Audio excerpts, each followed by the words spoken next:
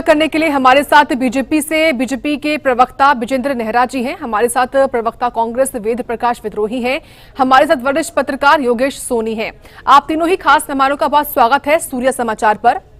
सबसे पहला प्रश्न नेहरा जी आप ही से है, चाहे वो नेशनल हेराल्ड मामला हो या फिर रॉबर्ट वाड्रा से जुड़ा हुआ मुकदमा क्यों ना हो, ये दोनों ही मामले काफी पुराने हैं। सालों से लगातार ये जो मामले वो कोर्ट में चल रहे हैं। अब इस मामले में खास तौर से देखा जाए तो नेशनल हेराल्ड मामले में पहली चार्जशीट जो है वो दायर होती है। इसमें 4 लोगों को आरोपी बनाया जाता है। इसमें 2 नाम सोनिया गांधी और राहुल गांधी हैं। तो क्या ये माना जाए चार्जशीट दायर होने के बाद बीजेपी को उम्मीद है कि कुछ बड़ा साबित होने वाला है? तो दूसरी ओर कांग्रेस पार्टी इन दोनों ही मुकदमों को दम ना होने की बात कर रही है कि दोनों ही मामलों में कोई दम ही नहीं है। क्या कहेंगे आप नेहरा जी? देखिए साक्षी जी, अगर इन मामलों में कोई दम नहीं होता तो कांग्रेस पार्टी तमाम तरह के कोर्ट के अंदर जाकर के इन मामलों को खारिज कराने की अपील कोर्ट से कर चुकी है। 2014 में तो दिल्ली की जो ट्रायल कोर्ट है उसने इस मामले को देख के ये कहा था कि प्रथम दृष्टि में पहली नजर में ये मामला ठीक लगता है। इसीलिए किसी भी तरह की राहत कांग्रेस पार्टी के नेताओं को इस मामले में अभी तक सिवाय जमानत के नहीं मिली है और न इस मामले को खारिज किया है कोर्ट ने, न इस मामले को गलत माना है। और जिस तरह से कांग्रेस पार्टी ने ये कहा कि भाई उनको परेशान किया जा रहा है राजनीतिक रूप से, तो साक्षी जी ये जो मामला है नेशनल हेराल्ड का, ये 2012 का मामला है। उस समय कांग्रेस की सरकार होती थी, हमारी तो उस समय सरकार भी नहीं थी देश में। उस समय का ये मामला है और देखिए जिस तरह से नेशनल हेराल्ड का जो मामला है ये खुलेआम गांधी परिवार के घोटालों का मामला है।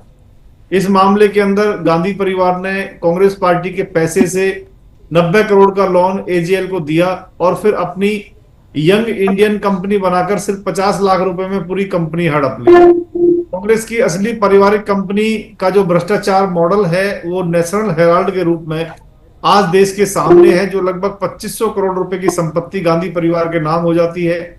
यंग इंडिया को मिली एजेएल की करोड़ों रुपए की संपत्ति सोनिया जी और राहुल गांधी जी को मिल जाती है। 76% शेयर भी मिल जाते हैं। ईडी का आज एक्शन हुआ है और ये एक्शन बहुत पहले से चला हुआ है, चार्जशीट हुई है और गांधी परिवार पर मनी लॉन्ड्रिंग में केस दर्ज हुआ है। अब तक 752 करोड़ रुपए की जो संपत्ति है वो जब्त हो चुकी है। हाँ। कांग्रेस का असली जो चेहरा है वो देश के सामने आया है। जो खुद को आजादी का वारिस बताते हैं वो आजादी की संपत्तियों का गबन कर रहे हैं। अभी जिस तरह से आपने भूपेंद्र सिंह हुड्डा जी, दीपेंद्र हुड्डा जी, इनके प्रदेश अध्यक्ष उदयवान जी को सुनवाया, उन सब का ये कहना है कि भाई नेशनल हेराल्ड जो अखबार था उसका आजादी में योगदान था। तो कांग्रेस पार्टियों को तो और गंभीर चिंतन करना चाहिए इस विषय पे कि इस अखबार को एक तरह से उन्होंने बदनाम करने का काम किया है। जो इनके पुराने जो हमारे शहीद थे उन्होंने सबने मिलके जिस तरह से पैसा भी इकट्ठा किया, तमाम लोगों से पैसा उगाया गया, उन सबको एक तरह से पैसे की एक खुलेआम लूट करने का काम ये कांग्रेस पार्टी ने किया है। उधर सोनिया जी, राहुल जी नेशनल हेराल्ड मामले में फंसे हुए हैं, जमानत पर बाहर हैं, कभी भी जेल में जा सकते हैं और मामला बहुत तेजी से आगे बढ़ रहा है। और देखिए किसी भी कोर्ट से इनको राहत नहीं मिली है। उधर जो रॉबर्ट वडेरा जी हैं वो भी 2008 में गुड़गांव के सिकोपुर गांव में जो 3.5 एकड़ जमीन उन्होंने ली थी 7.5 करोड़ में खरीदकर 50 करोड़ का प्रॉफिट अपना लाभ कमाकर सीएलयू कराकर 57 करोड़ में बेच दी। सीएलयू का एक बहुत लंबा प्रोसेस कांग्रेस सरकार में होता था, लेकिन रॉबर्ट वडेरा के केस में फटाफट सीएलयू भी उनको मिल जाती है। वो डीएलएफ को 50 करोड़ का प्रॉफिट रख के जमीन बेच देते हैं। तो खुलेआम भ्रष्टाचार किया था, उनको छूट मिली हुई थी कि वो खुलेआम लूट करे हरियाणा प्रदेश के अंदर, क्योंकि देश में भी कांग्रेस सरकार थी, हरियाणा में भी कांग्रेस सरकार थी। रॉबर्ट वडेरा दामाद है कांग्रेस पार्टी के, तो इन्होंने खुलेआम लूटा है किसानों की भी। मैं फरीदाबाद जिले से आता हूँ, हमारे यहाँ ग्रेटर फरीदाबाद के अंदर अनेक ऐसी जगह है जहां पे रॉबर्ट वडेरा जी ने जमीनों को खरीदा, किसानों से बहुत सस्ते दामों पे खरीदा। आज भी वहां पे हमारी सरकार जब आई थी 2014 में, तब तक आईएमटी के अंदर किसान जो है वो धरने पे बैठे हुए थे। आज यहाँ पे बहुत बड़े, मैं नाम किसी प्राइवेट डेवलपर का नहीं लेना चाहता, नहीं तो जमीन जिस तरह से रॉबर्ट वडेरा जी ने जमीन का औने पौने दाम में किसान से खरीदकर प्राइवेट डेवलपर को देकर के मुनाफा कमाने का काम यहाँ पे किया है, वो सबके सामने है। ठीक और है, जिस आपकी तरह इस से बात का मैं नेशनल जवाब ले लेती हूँ वेद प्रकाश विद्रोही जी से। विद्रोही जी, देखिए, कांग्रेस के तमाम नेता कह रहे हैं और खास तौर से देखिए तो उदयबान कहते हैं कि ये तो नो प्रॉफिट नो लॉस वाला मामला था, लैंड लीन का मामला, कि ये तो नो प्रॉफिट नो लॉस का मामला था, इसमें कोई मनी लॉन्ड्रिंग नहीं हुई है। और बीजेपी कह रही है अगर ऐसा है तो इस मामले को अभी तक कोर्ट की ओर से खारिज क्यों नहीं किया गया? साक्षी जी, पहले तो आपको कोर्ट की कार्रवाई देखनी पड़ेगी कि है क्या तथ्य। मैं क्या कहता हूं, भाजपा क्या कहती है, इसका कोई मतलब नहीं है। 2012 में एक निजी शिकायत सुब्रमण्यम स्वामी ने कोर्ट में दर्ज कराई। उस निजी शिकायत पर 2014 के अंदर कोर्ट ने पहली बार, जैसे होता है जिसे हम इस्तिगासा बोलते हैं जिस साधारण भाषा में, कोर्ट ने सम्मन किया। और जब भी किसी के खिलाफ ऐसा इस्तिगासा होता है तो जिसके खिलाफ हुआ उनको जमानत देनी होती है। उन्होंने सम्मन किया, कोर्ट ने तुरंत निजी मुचलके पर जमानत दी। उसके बाद से अब तक कांग्रेस कोर्ट में गई। हाँ। और कोर्ट ने परमानेंट रूप से, सुप्रीम कोर्ट ने सोनिया गांधी, राहुल गांधी को और दूसरे जितने भी आरोपी बनाए थे परमानेंट एग्जेम्प्ट कर दिया कि ये पेशी पर नहीं जाएंगे, और उनकी स्थायी जमानत कर दी। और बोला जब तक केस आएगा नहीं ट्रायल पर, कोर्ट ये तय नहीं करेगा कि केस बनेगा या नहीं बनेगा, उन्हें जाने की जरूरत ही नहीं है। विगत 14 सालों से एक बार भी कोर्ट ने सोनिया गांधी, राहुल गांधी और अन्य कांग्रेस नेताओं को सम्मन ही नहीं किया, और वो कार्रवाई अभी तक गवाही से ऊपर बढ़ी ही नहीं है। और सुब्रमण्यम स्वामी ने 4 साल से स्टे ले रखा है। अगर इसमें कोई कार्रवाई होती, कोई तथ्य होता, तो वो खुद स्टे क्यों? ठीक है, चलिए विद्रोही जी, मैं आपकी इस बात का जवाब लूंगी नेहरा जी से। मैडम पहले पूरी बात तो सुनिए आप। मैं आती हूँ आपके पास, क्योंकि केवल 20 से 25 मिनट की डिबेट होती है, हमारी वक्त की कमी रह जाती है। मैं लौटूंगी, आपको मैं अपनी बात पूरी करने का मौका दूंगी। चलिए बोलिए, बोलिए। को आपने 5 मिनट दिया, मुझे 1 मिनट में निपटा रही है, फिर मुझे बोलिए बोलिए। आप चला नहीं, पहले आप तय कर ले। जब आरोप मेरे ऊपर, देखिए विद्रोही जी, ओपनिंग रिमार्क है ये, ओपनिंग रिमार्क है, आधे घंटे की डिबेट होती है, कम समय मिलता है, इसलिए ओपनिंग रिमार्क के बाद काउंटर क्वेश्चन करने का जवाब दूंगी मैं आपके पास। मैं आप ही के पास लौटूंगी। एक बार योगेश सैनी जी भी है, वरिष्ठ पत्रकार हैं, जुड़े हुए हैं, उसके बाद तुरंत मैं आपके पास आ रही हूँ। योगेश सोनी जी, जब जब जो भी पार्टी विपक्ष में होती है, मैडम आपका चैनल है, आपका अधिकार है, आप नहीं सुनना चाहती क्षमा करें। देखिए मैंने आपको बुलाया ही बोलने के लिए। टाइम ही नहीं देगी। चलिए बोलिए बोलिए बोलिए बोलिए बोलिए बोलिए, मुझे 1 मिनट बोलिए बोलिए, तरीका हुआ, बोलिए, मुझे भी पूरे 5 मिनट दे, बोलिए। तो ये कोर्ट में गए, कोर्ट में स्टे हुआ है। इन्होंने किया क्या कि भाई 2024 के चुनाव से पहले एजीएल की संपत्तियां अटैच कर ली मनी लॉन्ड्रिंग केस में। पीएमएल एक्ट के तहत यह अनिवार्य है कि जो संपत्ति आप अटैच करते हैं तो आपको 365 दिन के अंदर उस कोर्ट में चार्जशीट दायर करनी पड़ती है। अगर आप चार्जशीट दायर नहीं करोगे तो पूरा केस ही खत्म हो जाता है।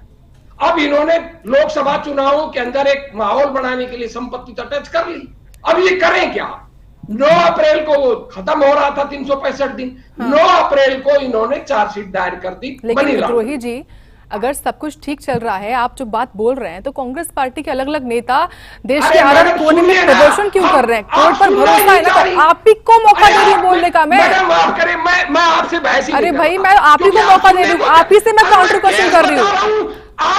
मैं जवाब दे रहा हूं, फिर आप मेरी आप जवाब दीजिए। लेकिन अगला सवाल भी मेरा आप ही से है कि अगर कांग्रेस पार्टी को कोर्ट पर भरोसा है तो जगह जगह प्रदर्शन क्यों हो रहा है? और कल भी प्रदर्शन होने वाला है, प्रोटेस्ट होने वाला है। 2 तरह का मामला है। कोर्ट का मामला, मैंने आपसे कहा कि 14 साल से आज तक कोर्ट ने तो हमको सम्मन ही नहीं किया है। अब 25 तारीख को जो आएगा केस, अब ये कोर्ट तय करेगा कि हमको सम्मन करेगा या नहीं करेगा। हम अभी तो कुछ कह ही नहीं सकते। अभी हम तक कोर्ट तक हमारे पास तो कोई सम्मन ही नहीं पहुंचा है।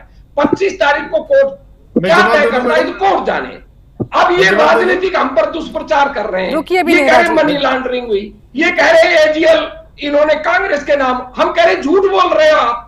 आप आज भी जो एजीएल की संपत्ति है वो एजीएल के नाम है, मैडम मेरा जवाब एक सुन लीजिए। संपत्ति ना ट्रांसफर हुई है। चलिए ना ठीक है, बड़ी नेहरा राशि जी, हुई एक है। और मेहमान है। नेहरा जी, मैं लौटूंगी आपके पास, एक और मेहमान है तो ये जुड़े झूठ हुए। पर झूठ बोल रहे हैं। योगेश तो सोनी जी, आप जब जब राजनीतिक जो पार्टी दुष्प्रचार विपक्ष करोगे में किसी होती तरह- है वो यही आरोप लगाती है सरकार पर कि उनको टारगेट करने का काम किया जा रहा है। इन दोनों मामलों को लेकर, लैंडलीन का मामला हो या फिर मनी लॉन्ड्रिंग के अलावा ये जो नेशनल हेराल्ड का मामला है, इन दोनों मामलों पर आपकी क्या राय है योगेश जी? बिल्कुल साक्षी, जहां धुआं होती है वहां आग तो जरूर निकलती है निश्चित तौर पे। तो मेरा मानना है कि पुराने कालखंडों में जितनी भी आज तक चीजें हुई तो वो हमने भली भांति देखा।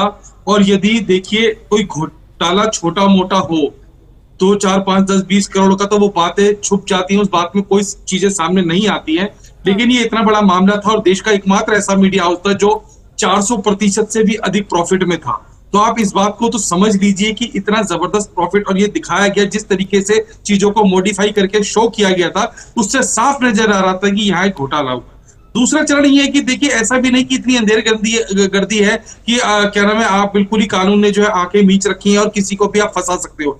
देश का चोटी का देश है गांधी परिवार, उनको कोई जबरदस्ती या झूठे केस में फंसाना कोई खालाजी का घर नहीं है। किसी नॉर्मल आदमी को भी आप नहीं फंसा सकते, क्योंकि वो भी कानून के और तकनीकी रूप से तमाम तरीके की चीजों के जानकार हैं। तो ऐसा नहीं है कि कोई भी जो एजेंसी है, जांच एजेंसी, वो इस तरीके का दुरुपयोग कर सकती है। और आपने जैसे प्रश्न में पूछा, ये बात सच है कि ये दुरुपयोग के आरोप लगते हैं।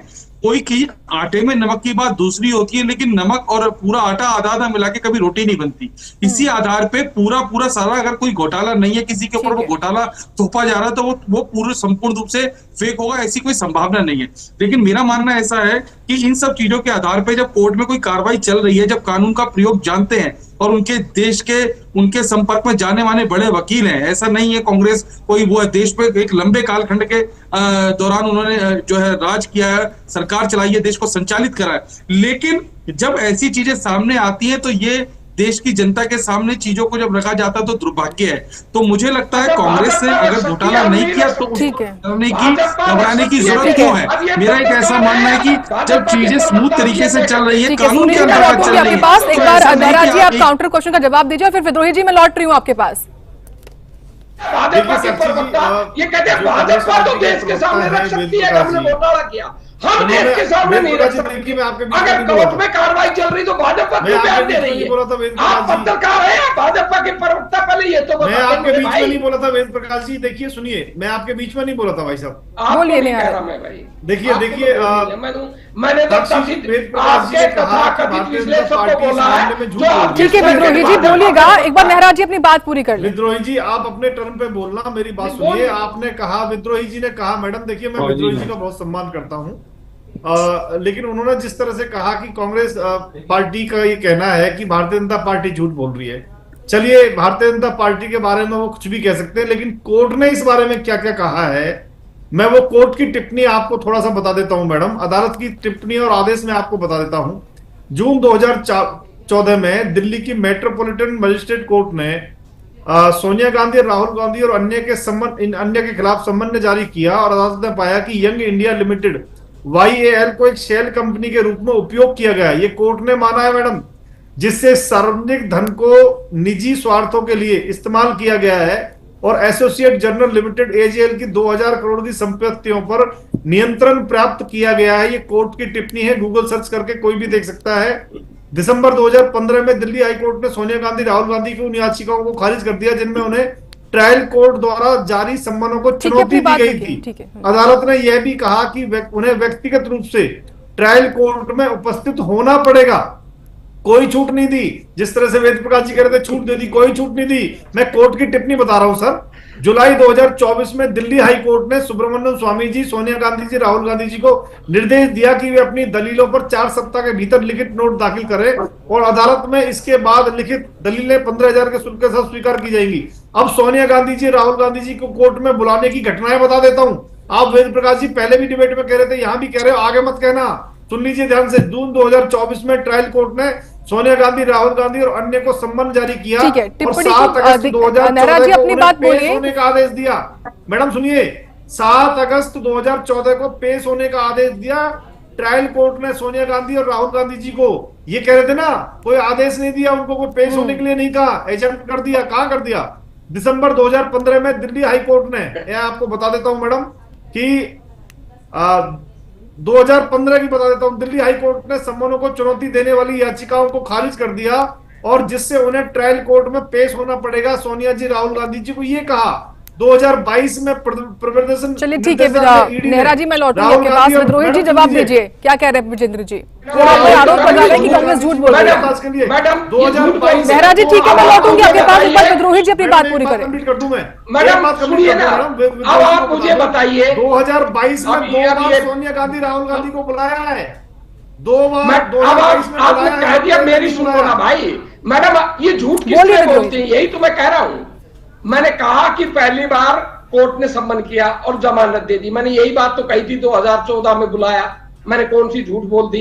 जो इस्तिगासे की पहली प्रक्रिया है, उसके बाद जितनी बातें इन्होंने कही वो अधूरी कही।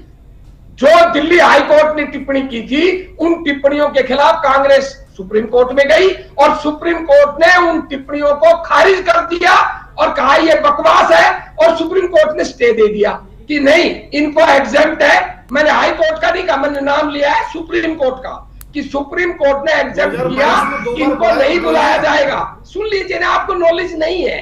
और फिर ये जिस 2024 के जज की बात कर रहे हैं, वो रिटायर होने से पहले जज ने फिर जजमेंट दिया, उसको भी सुप्रीम कोर्ट ने स्टे कर दिया। तो अब आप मुझे बताइए, आखिरी फैसला आप कौन सा मानेंगे? एक निचली अदालत ने कोई टिप्पणी की, उसको मानेंगे या सुप्रीम कोर्ट को मानेंगे? निचली अदालतों ने तो राहुल गांधी की सदस्यता के संदर्भ में टिप्पणियां की थी। क्या कहा हाई कोर्ट, सुप्रीम कोर्ट ने कि इन जजों को बेसिक कानून की जानकारी नहीं है, ये उस ऑर्डर में लिखा हुआ है।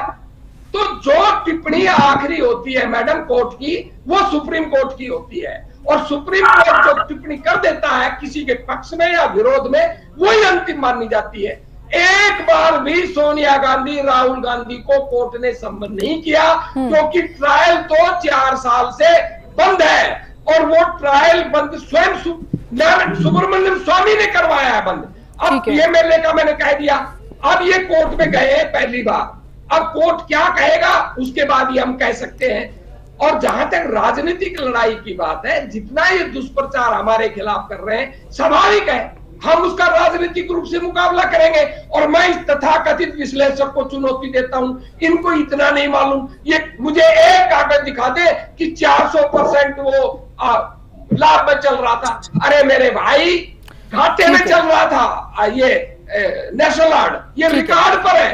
अब इनको तथ्य की जानकारी नहीं, और ये कह रहे, और मैं फिर चुनौती दे रहा हूं, एक कागज दिखा दे कि एजीएल के नाम अगर वो ना हो तो मैं राजनीति छोड़ दूंगा। ठीक है विद्रोही जी, मैं आपको मौका दूंगी। देखिए नेहरा जी, रॉबर्ट वाड्रा मामले को लेकर अगर खासतौर से देखा जाए, कई पिछले 3 दिनों से लगातार पूछताछ के लिए वो आ रहे हैं, और उनका ये कहना है कि मैं जब जब जाता हूं वही सवाल मुझसे पूछे जाते हैं। अगर कोई किसी पर ईडी को सस्पेक्ट भी है तो बार बार सेम प्रक्रिया, बार बार सेम सवाल क्यों दोहराए जा रहे हैं? वो परेशान करने का आरोप लगा रहे हैं। जवाब दीजिए नेहरा जी। तो अब भाजपा कहती है कि हमने सहयोग नहीं किया है। 55 घंटे राहुल गांधी को बुलाया। नेहरा जी से पूछा है मैंने विद्रोही जी, मैं जवाब दे मैडम। 12 घंटे सोनिया गांधी को बुलाया। जब ईडी ने बुलाया हो, चाहे सोनिया गांधी को बुलाया, राहुल गांधी को वो जांच में सहयोग नहीं कर रहे हैं। अगर रावत वडेरा जी जांच में सहयोग नहीं करेंगे तो ईडी को आपके पास जांच करनी पड़ेगी। बोलिए बोलिए। ईडी का साफ तौर पे कहना है साक्षी मैडम कि रावत वडेरा जी जांच में सहयोग नहीं कर रहे हैं, और जो उन्होंने घोटाला किया है, जो फॉर्मूला उनके पास है कि वो कैसे 7 करोड़ की जमीन को 57 करोड़ की बना देते हैं, तो वो फॉर्मूला उनको बताना चाहिए।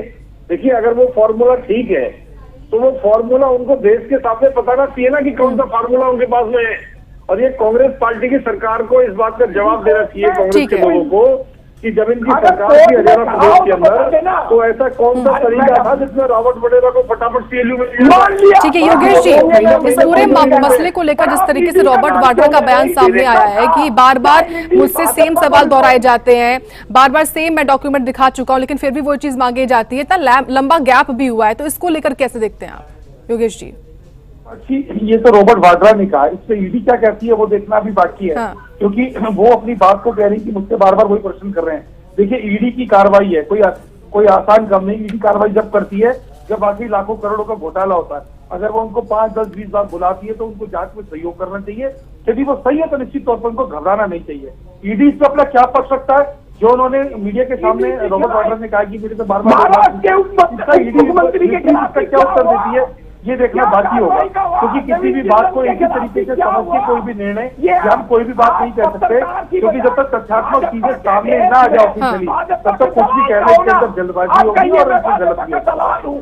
मैं बीच में नहीं बोलूंगा, आप कहिए योगेश सैनी भाजपा का दलाल। देखिए वरिष्ठ पत्रकार है वो वेद प्रकाश विद्रोही जी, और 30 सेकंड आखिरी में आपको दे रही हूँ, अपनी बात रखिए। विश्लेषक बन रहा है, इसको जानकारी आप कंटिन्यू ही बोले जा रहे हैं, 30 सेकंड दिए आपको। विद्रोही जी बोलिए। ईडी ने भुजबल के खिलाफ चिल्लाने के अलावा कोई आवाज समझ नहीं आ रही। चलिए ठीक है, वक्त की कमी है और इसलिए इसी के साथ विजेंद्र नेहरा जी आपका भी, वेद प्रकाश विद्रोही जी आपका भी, और साथ ही योगेश सोनी जी, आप तीनों का खास धन्यवाद इस चर्चा में जुड़ने के लिए। और नेशनल हेराल्ड मामला हो या फिर रॉबर्ट वाड्रा का मामला, इस मामले को लेकर लगातार अब जो बीजेपी और कांग्रेस पार्टी दोनों ही एक दूसरे के सामने आ चुकी है।